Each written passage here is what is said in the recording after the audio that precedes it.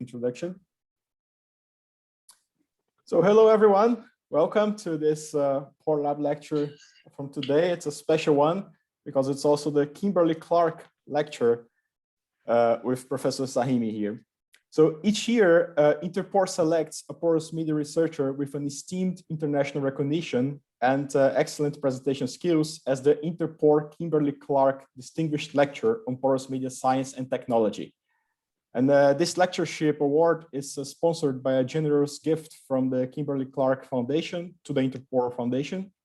In 2021, Professor Sahimi has received this award, so we're very happy to host him here today at Core Lab. Mohammed Sahimi is a professor of chemical engineering and material science and the NIOC chair in petroleum engineering at the University of Southern California in Los Angeles. He received his bachelor's degree from the University of Therein in '77 and his PhD from the University of Minnesota in '84, both in chemical engineering. He joined the University of Southern California in 1984 and was the chair of his department from 1999 to 2005. His research interests include flow, transport, reaction, adsorption, and deformation in porous media, characterization of rock fracture networks, transport of fluid mixtures in membranes, and transport of fluids and macromolecules in unstructured materials. He has published over 400 papers and 4 books, and has received several teaching and research awards, including the Interpor's Honorary Member Award for Lifetime Achievements. So we're very happy to have you here today, Professor Sahimi. The floor is yours. Good afternoon. I'm delighted and honored to be with you and talk about some of my current and past work. Let me start by, of course, I don't need to tell you how complex porous media are, but just remind you that when we want to model larger scale porous media, we have many problems that we have to address. One is that there are several relevant length scale, let's say pore, core, and larger, and these length scales are often, or in fact, they are highly disparate, and therefore taking into account all of them is quite difficult. For larger scale porous media, we also have the problem that the data are mostly limited. We don't have a lot of data, and therefore there's uncertainty in the data that we do have and how to analyze it and interpret it. And then if you want to take into account the effect of various scales and the data that we have and so on, we have to have a high resolution, let's say computational model that encompasses most, if not all, the relevant information. Now that high resolution computational grid is often such a large model that we couldn't really do all the simulations and modeling with that model. So what we need to do is to upscale it to a scale that is doable. For example, if you want to do two-phase flow in an old reservoir over an extended period of time in order to predict how the reservoir behaves in let's say in 5 years as a matter of managing the old reservoir, then obviously the computation will be too intensive to just do all of it with the high resolution initial model that people usually refer to as the geological. And of course, when we talk about computations, you also need efficient computational strategies in order to alleviate the problem of long runs with the simulations. And of course, this is not a new problem. Many approaches, algorithms, strategies have been suggested. A lot of them have been quite successful, in fact. But what I would like to describe here is a unified approach to the problem of characterization, modeling, and upscaling based on 2 relatively new transformation. One is a Wavelet transformation, and the second one is Curvelet transformation. So let's talk about a little bit for those of you who may not be familiar with Wavelet transformation. Wavelet transformation is basically decomposing some data that you have. Now the data could be temporal, like a signal processing, or in a space, like, well logs, for example, in an oil reservoir. And what we do is we decompose it into a set of functions that people refer to as wavelet basis function. And these wavelet basis functions is done at different length scale or time scale, and that's why it's called multi-scale, multi-resolution wavelet transformation. The basic definition is that if you have a function f of x, then its wavelet transformation is defined by the integral. And in this integral, and this looks, of course, very familiar. It looks like, for example, Fourier transformation, except that the kernel, which is the psi of A and B that I have it here, is a function that you could actually choose depending on what application you have in mind. All of these functions that depend on two parameters, A and B, can be obtained from a single function that people usually refer to as mother wavelet. And it contains two parameters. One is A, and from the equation, you can see that this is basically a scale parameter. You can zoom in or zoom out by reducing or increasing A. And then you have a window, which is B, the size of the window is B, where you can move the window from one part of the data to another. And therefore, by changing A and B, you can get a wide variety of wavelets and also zoom in and zoom out on the data that you have.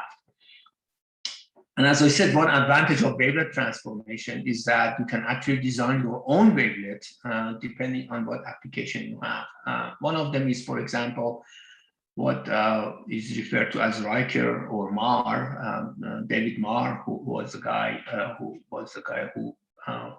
first developed this, and it's given by the equation, which is basically the second Hermite function. And we know that there are infinite number of Hermite functions, and therefore that means that you can actually get a large number of this type of function. And people also call it Mexican hat. The reason is that it looks like this when you plot it in three-dimensional space, which looks quite like a Mexican hat, in fact.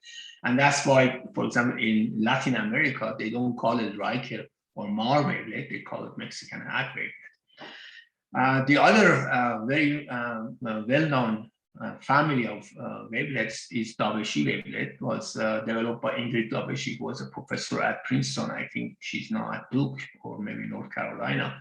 It's a whole family of wavelets, one-dimensional, two-dimensional, and three-dimensional. And I show here three examples of it, Dabeshi 2, Dabeshi 6, Dabeshi 10.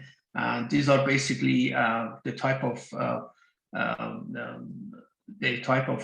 wavelets that she developed for her application for signal processing.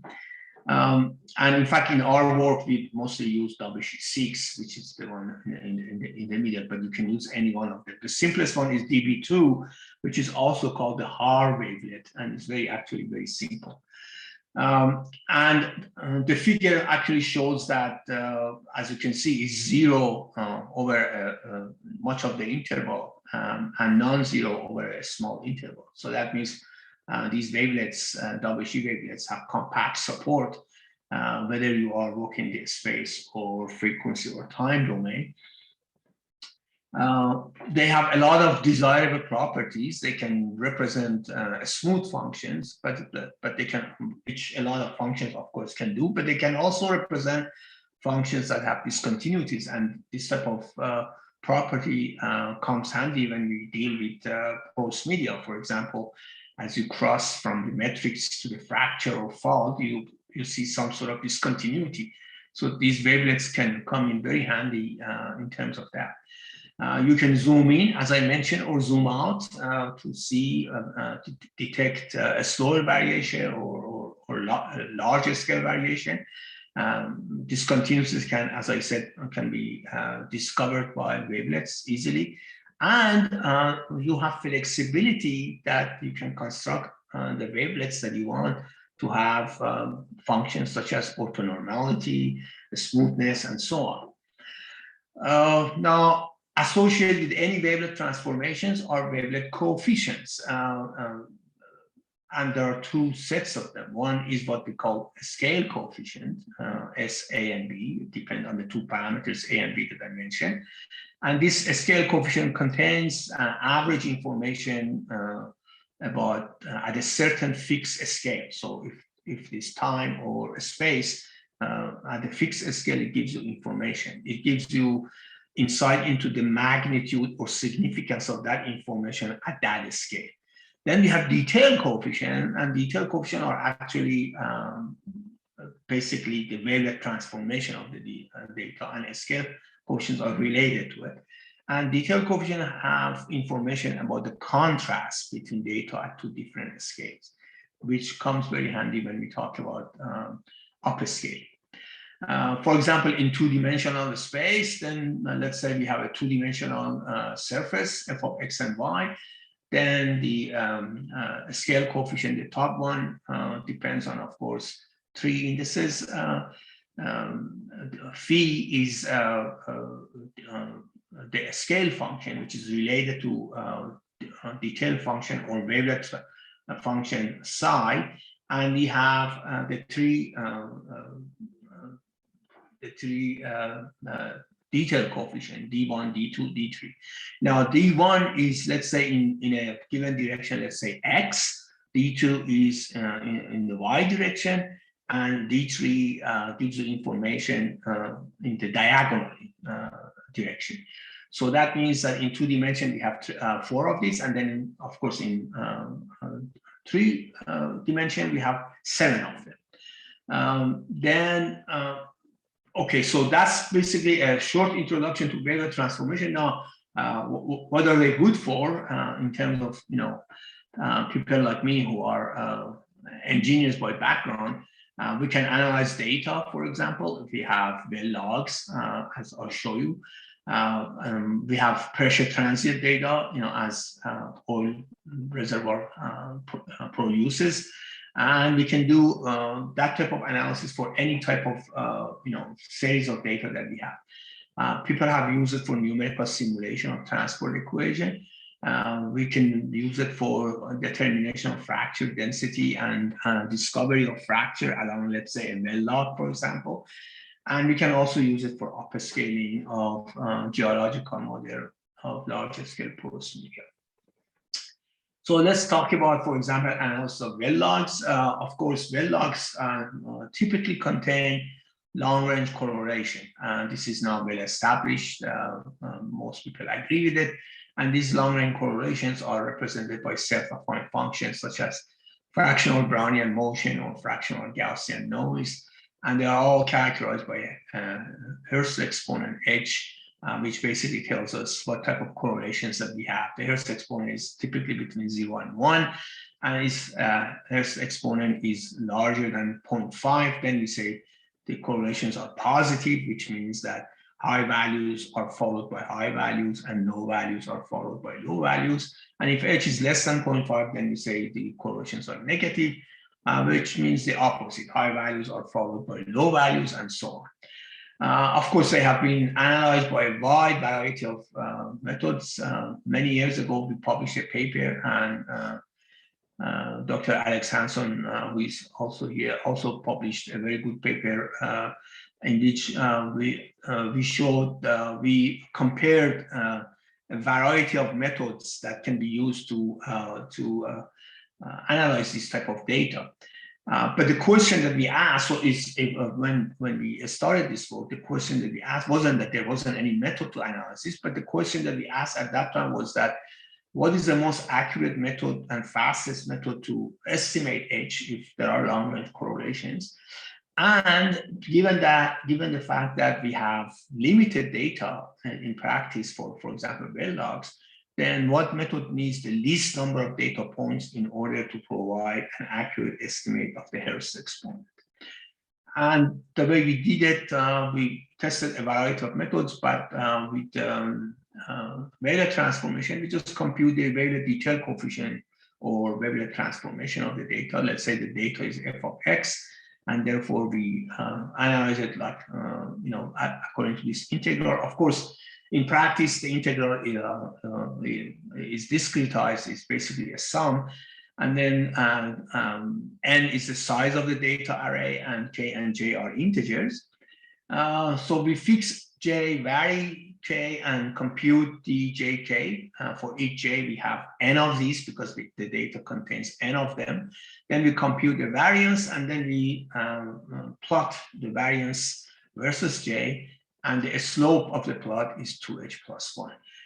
We can easily show that, and therefore from the plot, we quickly get an accurate estimate of the Hertz exponent. This was basically the first work that we did in this area a long time ago, almost like a quarter of a century, and that basically started our work in this area, which still continues today as I described. The method is fast, it's very accurate. Even a small number of data, relatively a small number of data points is enough to obtain good accuracy.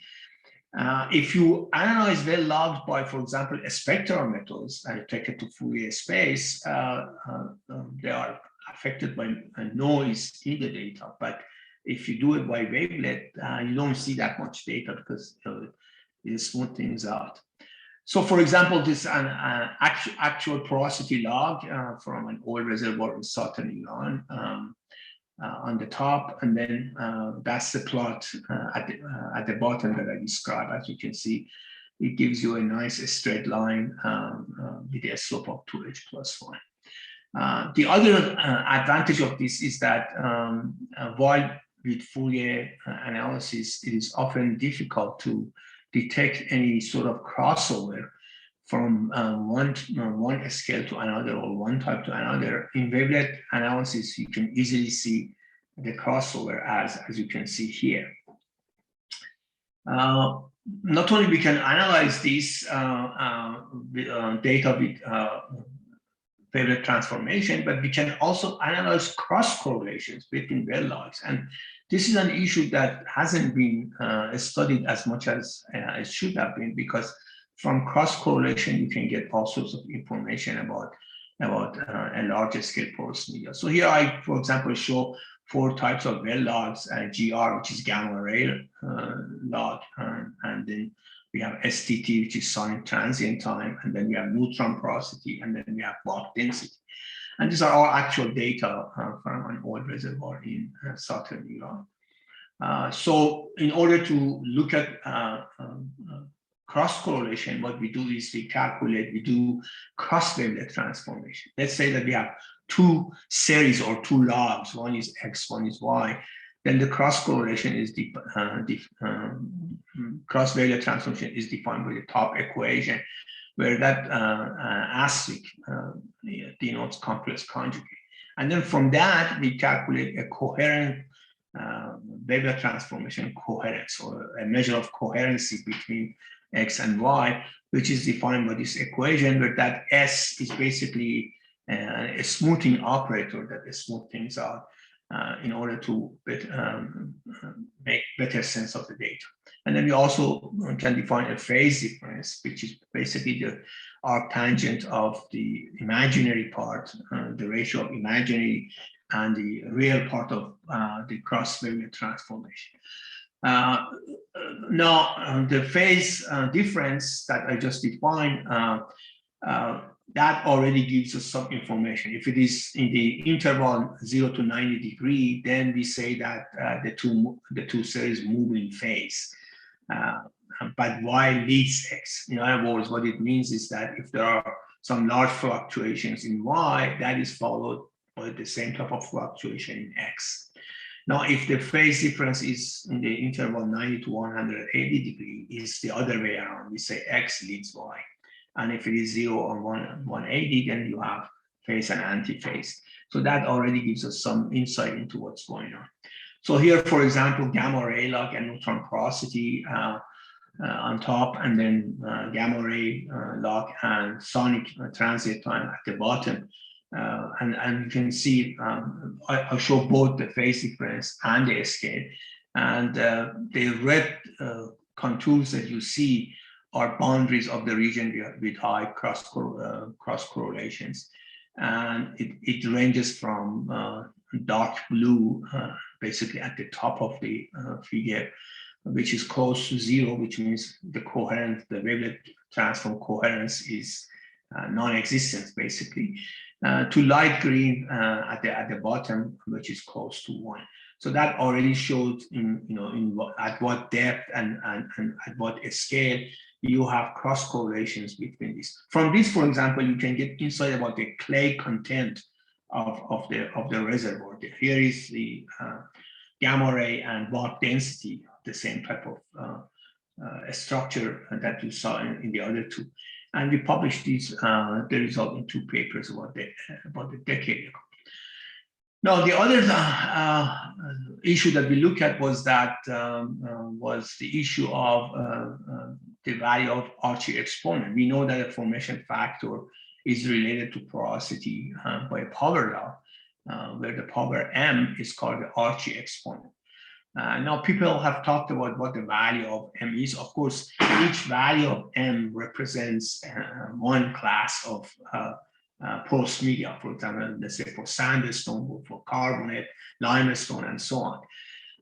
Now, people have reported it m varying over a relatively broad range, from very small, but 1 or a little above 1 to almost 3 or 4. And various explanations have been given as to why m changes, and it doesn't take a universal value. Of course, in physically, we don't expect m to be really universal because, as I said, each value of m represents one class of porous media. And there is no reason to believe that one class of porous media behave the same as another distinct class of porous media. But people have talked about this for practically ever, why m varies from one type of porous media to another. So what we did was we basically, as I just showed you, the wavelet analysis indicates that these are self-affine fractals, the well logs. And not only there are self-affine fractals, but they actually have multifractal properties, which means that there is a whole a spectrum of these exponents, where the Hertz exponent is only the second one in the hierarchy of these exponents.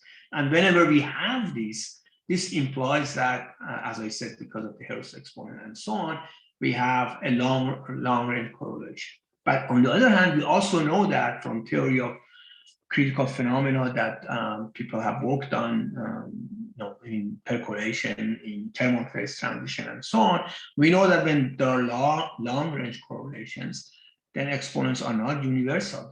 They actually vary continuously. And for example, for flow in porous media, we published a couple of papers about 20 years ago with Mark Nachstad at Australian National University, in which we showed that when we look at these, when you actually analyze data and you calculate these exponents, they vary quite significantly over various scales. And when you simulate a model of porous media, such as invasion percolation, which is a simple model of capillary dominated two-phase flow, as we showed in physical review paper in 2000, the exponents also not only vary, but also depend on the value of h, whether it's less than 0.5 or larger than 0.5. And in fact, the behavior for less than 0.5 is quite distinct from the behavior for h larger than 0.5. So putting these two together, and that means why we have Archie exponent, which is different from one depositional environment another, physically, and because of the long-range correlation and multifractal exponent. And we published this paper, all the analysis.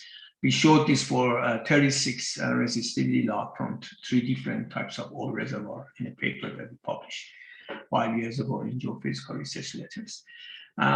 Then we can also denoise data.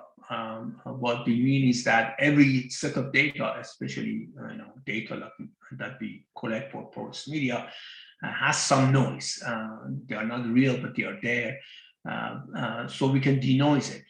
All we have to do is we set a threshold, we calculate the wavelet detail coefficient or wavelet transformation of the data, and then we normalize it by the largest one that we have in the series, and then we set a threshold epsilon between 0 and 1, and then we inspect the wavelet threshold, if the wavelet coefficients. If they are less than epsilon, we set it to 0. If they are larger than epsilon, we keep it, and then we reconstruct the data again. In other words, we get a new series in a bunch of these D coefficients are 0 after thresholding it, and then we reconstruct it. This is, of course, one way of denoising it. There are other ways of denoising, but the simplest one by using wavelet transformation. I'll show you a simple example here. Let's say that on the top left, we have an original time series or signal that looks like this, and then I set a threshold and then do what I told you. Then I get the second one, top right. Then I do this again, the new series, and then I get the third one, the bottom left, and then finally the fourth one, the bottom right. Now, here is the interesting thing. As you can see, the last one, the 3-level denoising, and the original noisy signal look very, very similar. And in fact, but the kicker here basically is that in the 3-level denoising that you see on the right, bottom right, 95% of the wavelet detail coefficients have been set to 0. In other words, the whole series, the most important part of the data that indicates this sort of oscillatory behavior are contained in only 5% of the data. The rest of it is noise. And therefore, obviously, you can simplify your task of analysis by this type of denoising. We can also determine the fracture density along the wells, for example. We can detect where the fractures cut the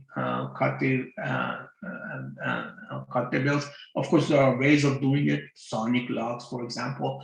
People routinely do it, but we can also do this through wavelet transformation by computing wavelet detail coefficient or wavelet transform of the data. And in order to do that, we have to remind ourselves that they have certain properties that are quite useful. And one is that the wavelet detail coefficient can be quite large, even if the value of the data at a given point is small. In other words, wavelets give the proper weight to every piece of data. If you have local maxima in the spectrum of wavelet detail coefficient, that provides clue about the scale at which these important features are observed. And if the data are composed of 2 or more distinct segments, let's say you have a series of data which is actually composed of 2 parts. Each part has its own distribution. Then wavelet detail coefficient can easily detect this. And the reason that it has all these properties is because wavelet detail coefficients are influenced by local structure. Remember, we zoom in and then these wavelet transforms or wavelet functions have compact support. So that means whenever you zoom it, you will really look at it in detail at that smaller scale, and then you move on to the next scale or the next position. So, for example, just to give you an example, this is a synthetic data,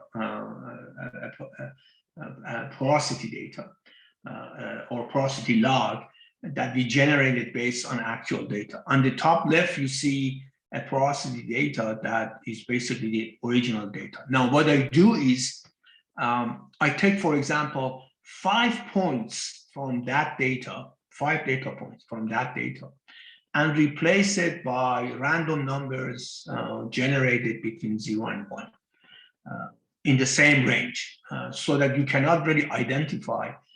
If you look at the plot on top right, you cannot really tell me where I replaced them. They look completely similar.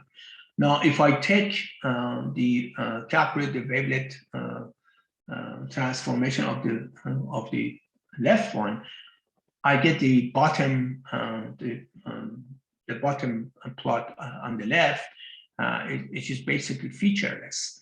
But if I take the wavelet transformation of that 2 distribution, the one that in which I replace 5 data points by another, without telling you where it was or without any indication in this, then suddenly you get this type of a spectrum of wavelet detail coefficient. And these sharp spikes are precisely where I had replaced this data. So in other words, it can immediately distinguish the fact that this series that I gave it to is not made of just one type of data or one type of functional dependence on depth, but it composed of two, and it easily detects those 4 or 5 points that I had to replace with the sharp spikes that you see. And that, in fact, can be taken advantage of for data analysis, because the key is that, as I said, this continuity cannot really be seen by naked eyes, but and other methods such as Fourier transformation cannot really detect it, or they are so noisy that you cannot really do it. But if, let's say, for example, your well logs passes through metrics to fracture or metrics to fault or fault to metrics, then you can easily see those spikes precisely where those passages are. And this was the original paper that we published about 20 years ago. The interesting thing about this paper was that when it was first published, people completely ignored it. They didn't think it was useful, but over the past few years, suddenly people have discovered that, yes, we can get information out of these, and suddenly a whole bunch of paper have come out and are using the same type of method. And of course, cite our paper, which makes us happy, of course. And now here, for example, if you look at porosity actual. If I can yes. just interrupt you quickly, I think we had a question from Björn before. Yes. Yes, thank you. I had a question to the noise reduction, actually. Yes. Because I was wondering what would happen if you did a Fourier analysis of this and just excluded the high frequency part of the signal. And you sort of answered part of that question a couple of slides later, but I'm just curious. Yes, if you do that, yes, you could do that, of course. I mean, as I said, there have been many methods for denoising. You cut off frequency, for example, as you said, in Fourier space. But the problem that we have with Fourier analysis, for example, is that when you deal with natural data, such as these data, the Fourier spectrum is very noisy.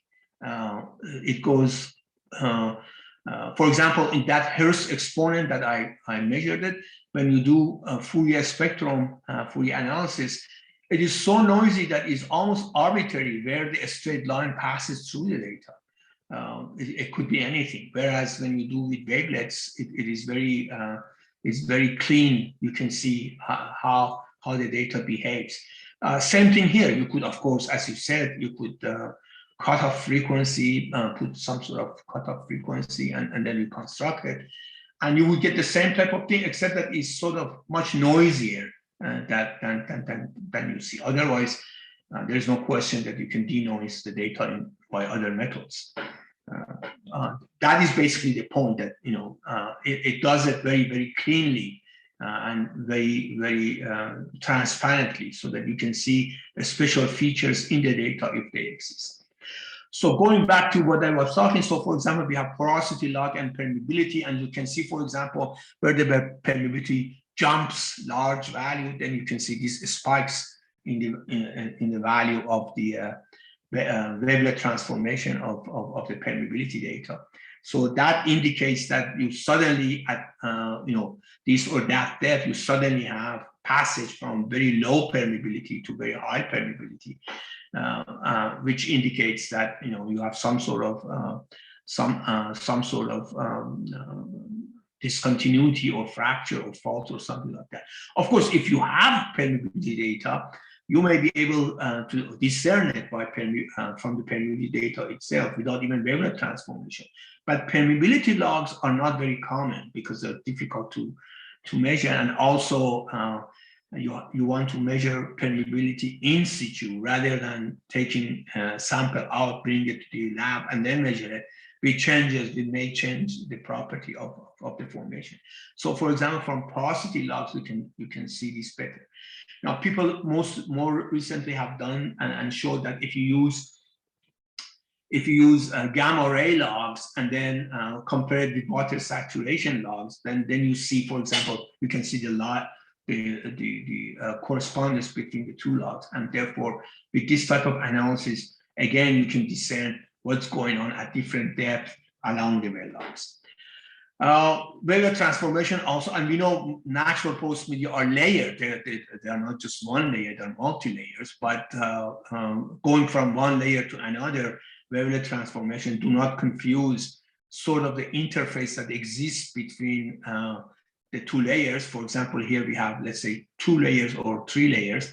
And if you calculate the wavelet coefficient, you get a featureless plot like this, so that there is nothing associated, especially associated with that interface that you see, because it doesn't see it as a separate data.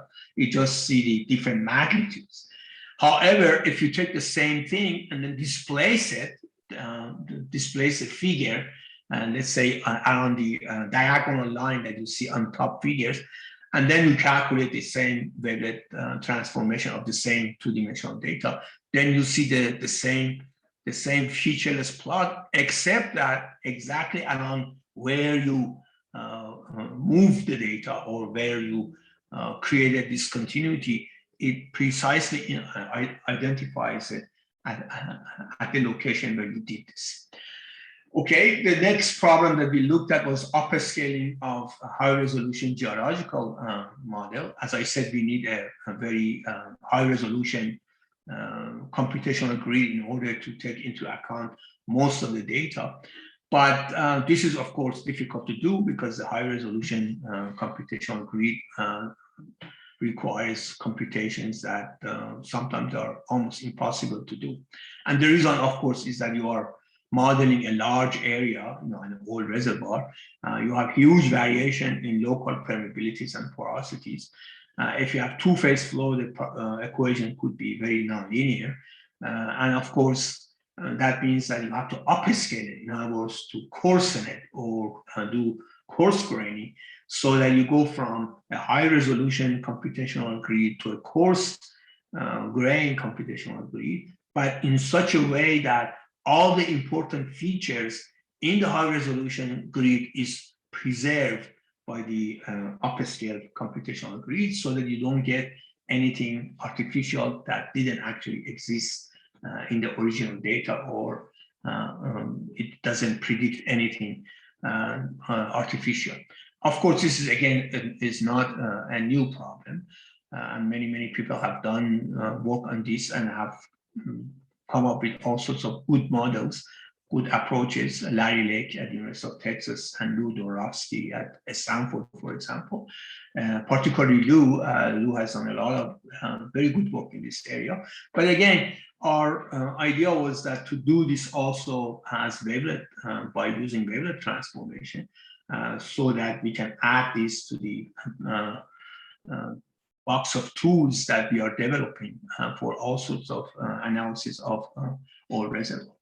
So the way we do it is, and the originally we just looked at a single phase permeability. We published a paper in 1997 with my oldest student, and then we refined it 5 years later in another paper. And this was for a single phase permeability, and then we extended as I described. So let's say that we want to do this. How do we do this? So suppose that we have that high resolution computational grid. And of course, the size of this computational grid in the high resolution grid is fixed by the amount of data and the details at the scale of the data that you have. Okay, and then the way we do upscaling is based on 2 parameters. One is the absolute permeability of each grid block, the single phase permeability. And then we also take into account that around wells in an oil reservoir, things are a little bit different, and therefore we need to have higher resolution grid around there. Otherwise, we may predict premature breakthrough or delayed breakthrough that we don't want to have. So we take into account both of these. Of course, you could do this with other things like flow velocities, but flow velocities are directly related to permeabilities. You could also do for initial phase saturation, but initial phase saturations are usually not available for every case that you want.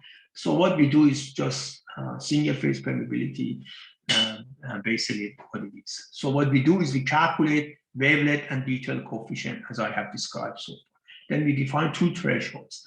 One is for a scale coefficient, epsilon d, one is for detail coefficient for a scale, wavelet scale coefficient.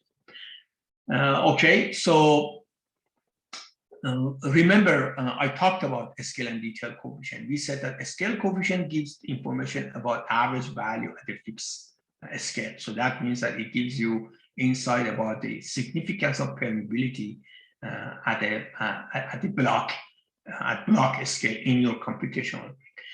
On the other hand, detail coefficient gives you information about contrast between two scales. So that means, for example, in this problem, it gives you a measure of contrast between permeabilities of one block with its neighboring blocks or even further neighboring blocks. So that provides you with insight. Now, why is this good? Why is this useful? For example, let's say that two blocks have the same high permeability. So obviously you want to keep those. But let's say that two neighboring blocks have low permeability. So there is no reason to keep both of them because for very low permeability, they don't really contribute that much to fluid flow. So you may want to merge them and make a larger block, which means upscale them, and in order to do that. So what we do is we generate the computational grid in which the permeabilities and of course porosities of each block are distributed according to the distribution that we have. Then we examine blocks in the wavelet space. We examine blocks one by one. We keep a block at the high resolution scale if its scale coefficient is large, which means that the permeability is significant.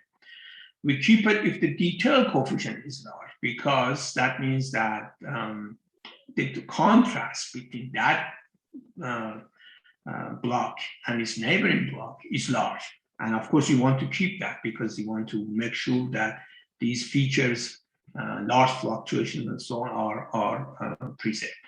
And if it is near a well block around the wells, we basically keep it as I described how we do it. Otherwise, we merge the blocks. In other words, we set their scale coefficient to be detail coefficient to be 0, and then we reconstruct the distribution. So for the wells, we define an n by n or n by n by n window, depending on its two or 3D near the wells, and then we make sure that within this window around the wells, things stay either at the high resolution scale or just a little bit coarsened, just to make sure that, as I said, we don't have premature breakthrough or delayed breakthrough. Then we sweep this, we reconstruct it, and then we examine it again, and so on and so forth, until we can no longer get any difference in the coarsened grid that we obtain. Then we can calculate the equivalent permeability of upscale blocks. In other words, those blocks that you have merged with its neighbors in order to calculate the equivalent permeability of those larger blocks. For example, you have an example of 2D permeability like this, which was generated by a fractional Brownian motion. Then, for example, let's say that you have a well at the center, for example, then you have very high resolution grid blocks around it, and then the grid blocks may get larger. And let's say that you don't really want to do a lot of detailed computation. So let's say that you have two wells, one at the top left corner and one well at the bottom right corner, let's say injection production. So obviously around those, then you have a very resolved grid. Otherwise, the rest is uniform. But you could do this with hand, of course, because you can just say I put those high resolution blocks there, and then the rest of it I partition into much larger blocks. But if you do it with wavelets, then not only you keep those, but it doesn't do sudden transition from high resolution to low resolution just like this. Rather, it gradually does it in a way that as you get away from injection or production well, then you see this gradual increase in the size of the grid block. So in other words, it does it in a sort of an intelligent way of doing this. Now you have to calculate the equivalent permeability of those blocks that you merge and make larger blocks. So we could do this by electrical analogy, because fluid flow is analogous to flow of electrical current that a lot of us are familiar with. Or you could impose some sort of boundary condition, pressure, and calculate the permeability. Or you could also do inverse wavelet transformation of the permeability distribution. We have analyzed a whole bunch of problems that I'm going to describe quickly. One is unstable miscible displacement. You have two fluids, they mix in all proportion. And one of them saturates the porous medium, the other one you inject is miscible. And if the viscosity ratio between the injecting fluid and displacing fluid is large, then you have unstable miscible displacement, forms fingers of all shapes. And of course, the whole the whole process is governed by convective diffusion equation, where C is the solute concentration, the one that you inject, V is the local velocity, and D is the dispersion coefficient. You can solve this by a variety of methods. We solve it by random walk technique. We started the geological model of 512 by 512, and we set the unfavorable mobility ratio at 85. So it's highly unstable. This was published in 2004. Now here, this is pore volume injected versus pore volume injected versus pore volume recovered. One is for in the original high resolution, computed by the original high resolution computational model, and one is the upscale, and the threshold is 0.9, which means that most of the computational grid were upscale to very large grid sizes. And as you can see, we can really not say what is what, which one is the original one and which one is in the upscale. This is when the Hertz exponent, we generate the permeability distribution by a fractional Brownian motion. And the Hertz exponent was 0.7, which means positive correlation. If it is 0.2, which means a very heterogeneous system, there is a little bit of difference, but it's still the difference between the two is very, very small. And again, there is nice agreement. But the point is here, when you set the threshold as high as 0.9, that means the computation becomes extremely simple and very efficient, and yet you get the same type of solution. In both cases here, the breakthrough, which is where it starts to take off, and here is predicted very accurately. And this is, of course, important in practice. You want to have the right breakthrough time. Then we do dispersion, which means that the two miscible fluids have the same viscosity. And that's the classical problem of dispersion. And we did this with Felipe de Barros, my colleague at USC, in a paper that we published 5 years ago in Advances in Water Resources. I mean, we show that in the case of dispersion, when the viscosities are the same, it works just as accurately as when the viscosities are not the same. Then we moved on to two-phase flow and simulation of water flooding, and we simulated water flooding to displace ore. And we published 3 papers in 2008 and 2009. We came back to this problem just a couple of years ago, again, as I described shortly. In order to test the method, we took a very tough model. It's called the SP10 model. The SP10 model is a classical model that Society of Petroleum Engineers developed, and basically they had a competition between various upscaling methods to see which one upscales the SP10 model better. It's a three-dimensional model whose dimensions are 1200 by 2200 by 170. The thickness is 170 feet. It contains over 1.1 million cells. The top 70 feet of it is tar bed formation. The lower 100 feet is upper nest fluvial type of formation. The block size in the original model is 20 by 10 by 2. And there are 8 orders of magnitude variation in the permeability. The smallest one is order of 10 to minus 4. The largest one is 10 to power 4. So 8 order of magnitude difference. And it looks like this. So not only it has large variation in porosity and permeability, it also has channeling. So that means this is a very difficult model to actually upscale. The permeabilities are given by as a function of saturation. This was given originally by the model, and the vertical permeability and the horizontal permeability or basic permeability is 0.3 for channels, and in the background of this channel was 10 to minus 4. So there is again a large contrast. Injection rate is this, maximum bottom hole pressure is that. 4 producers or 4 wells that produce 1 injection for producers. The initial reservoir pressure was 6,000 psi and simulation period for 2,000. In other words, you want to simulate over a period of 5 years to see what's going on in the reservoir. Okay, so we did this with Wavelet transformation. So what we did, for example, was we took the a standard equation for pressure, which is given by this, and then we use finite volume to do this.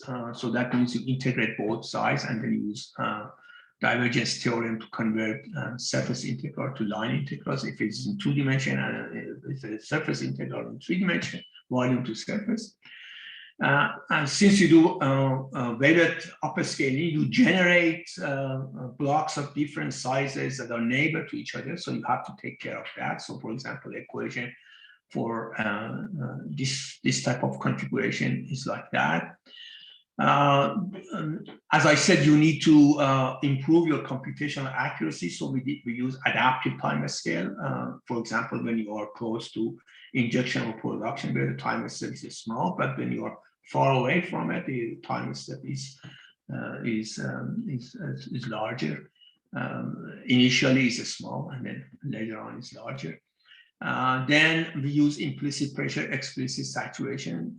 We use fully implicit formulation near well region combined by IMPES far from the reservoir. And of course, we wrote time-dependent term of the pressure equation in implicit form. So these are all details of how we did this to make sure that we don't generate any artificial features by the way we solve it. The point is this.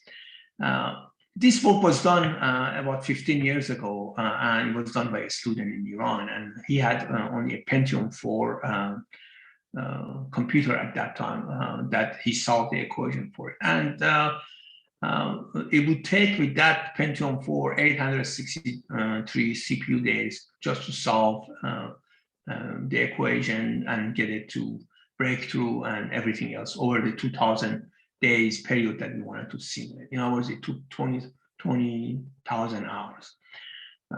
When he was doing it, since it is over 2 years, I told him that I put it in my will that if during these 2 years I die, you will take your PhD. You will take your PhD in my absence. Then what we did was we did upscaling and solve the equation, and then we compare the two solutions. We generated 5 upscale models. One of them had 13,800 grid blocks. Another one was 14,000. Another one 18,000, 21,000, and 21,700 and 21,300. Remember that the initial number was 1,122,000. Here are the total ore production. What I mentioned as landmark is supercomputer solution. And the rest is 5 upscale model. One had 22 layers, one had 24 layers, one had 30 layers, 36 layers, and one was the one based on injection rate. And you can see there's perfect agreement between the two. Here is average reservoir pressure. They agree. They may seem to disagree, but if you look at the scale of the numbers, the average pressure, and then you calculate the percentage error is only 4 or 5% error. Here is production in well 1. Again, they agree very nicely, all production. Here is well 3, another one, diagonal, the opposite of that well, diagonal direction. And here is water cut, again, for well 1. As you can see, for example, here, the one with 22 layers predicts everything very nicely. And in particular, the breakthrough points. Here for water cut for well 3, again, the same type of agreement. The speed of factor for our computation was 5,000, from 20,000 to only 4 CPU hours. We did this computation again recently with much faster computers. Of course, it doesn't take 20,000 now, it takes much less, but the same type of speed of this still get. In other words, even if it costs, let's say, 100 hours or 200 hours of computation time, we still get 2 orders of magnitude or 3 orders of magnitude, which means that it takes less than 1 hour to do all of this. And the error in own production is at most a few percent. Okay, so this is for 2-phase flow for porous media. We've also used this for other problems that are not directly related to porous media, but they are kind of related. For example, frequency-dependent conductivity, where there is 10 to 15 orders of magnitude variation in conductivity. And we showed that, in fact, we produced the first high-resolution 3-dimensional data for this problem. Before we did this, which is in the second physical review B paper, there wasn't any. The reason was that the local conductivity, when they vary between 10 to 15 orders of magnitude, is very difficult to do the computation. And we showed that with wavelet transformation, we can easily do this, and we got very, very accurate results. We also use it for model turbulent flow and diffusion and reaction in the atmosphere in the air pollution problem. And in air pollution problem, we have, in the problem for the city of Therein, capital of Iran, we have 53 reactants, 117 nonlinear photochemical reactions. So the problem is extremely difficult in addition to the turbulent. It's very difficult. Again, we show that it works very nicely in a paper that we published a long time ago on atmospheric environment. We also looked at propagation and elastic waves in heterogeneous media, where we use dynamic renormalization to analyze the wave equation. And then we use wavelet analysis to actually analyze the numerical data. We published 3 different papers on that. We have also used it for upscaling of fracture porous media. So far, we haven't assumed, we have channels, but they are not really fractures. We also use it, for example, here you have fractures in the high resolution, in the original computational period. And as you can see, when you do wavelet, it nicely preserves the high resolution grid around the fractures, and therefore it generates very nice grid to do computations. We have also, most recently, 2019, we have used it to upscale computational grids that are unstructured. Those are completely stochastic. And this is very difficult. Originally, it was very difficult simply because wavelets have been developed for regular grids, not for unstructured grids. But my colleague Antonio Ortega at USC, who's a computer scientist, has succeeded in developing wavelets for unstructured grids, irregular grids.